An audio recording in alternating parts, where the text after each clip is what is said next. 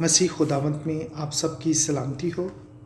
ہمارے لیے آج کی انجیل مقدس لوکا کے مطابق اس کا 14 باب 12ویں آیت مقدسہ سے لے کر 14ویں آیت مقدسہ تک۔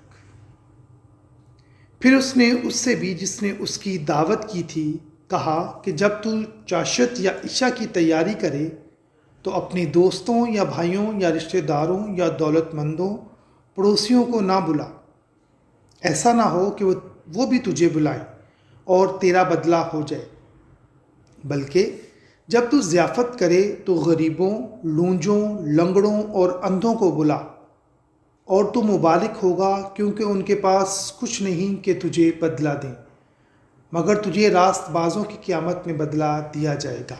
انجیل مقدس کے وسیلہ سے ہم سب کی خطائیں معاف کی جائیں۔ اے مسیح تیری ستائش ہو۔ آج کی تلاوتیں مقدس پولس رسول کے رومیوں کے نام خط کے 11ویں باب اور انجیل مقدس لوکا کے 14ویں باب میں سے لی گئی ہیں۔ آئے ہم سب مل کر ان اقتباسات پر دھیان و گیان کرتے ہیں۔ رومیوں کے خط میں لکھا ہے کہ جس طرح کلام خدا غیر متبدل ہے، اسی ہی طرح خدا کی نعمتیں، برکتیں اور رحمتیں بھی لا تبدیل ہیں۔ خدا کے قانون و قواعد اور قضائیں بھی بے بدل ہیں، بلکہ نہ صرف غیر متبدل ہیں بلکہ خدا کی حکمت و علم بے حد عمیق اور بعید الادراک ہیں۔ خدا کے خیالات، ارادے اور راہیں بے نشان اور انسانی بصیرت سے بالا تر ہے۔ انسانی صفات خدا کی صفات کبیرہ سے بے حد ادنا ہے۔ خدا کا رحم، خدا کی حلیمی، خدا کی محبت، خدا کی ہمدردی، خدا کی عاجزی لامحدود ہیں اور پوری انسانیت پر برابر برستی ہیں۔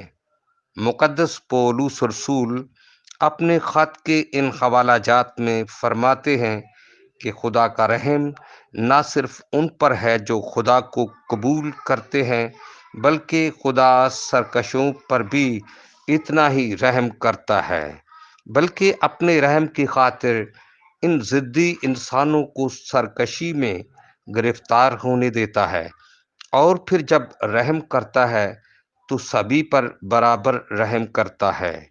خدا کا رحم انسان کی طرح کا رحم نہیں ہے کہ صرف ان پر رحم کیا جائے جو تم پر رحم کرتے ہیں یا جو تم پر رحم کریں گے۔ مقدس پولس رسول فرماتے ہیں کہ خدا کسی کے دیے کا بدلہ نہیں دیتا، بلکہ خدا ایسا کام کرتا ہے جس کا وہ بدلہ نہ لے، اور نہ ہی کچھ دے کر بدلہ لیتا ہے۔ خدا دینے میں خود غرض نہیں ہے، خود غرضی انسانی فطرت ہے، خدائی صفات میں سے نہیں۔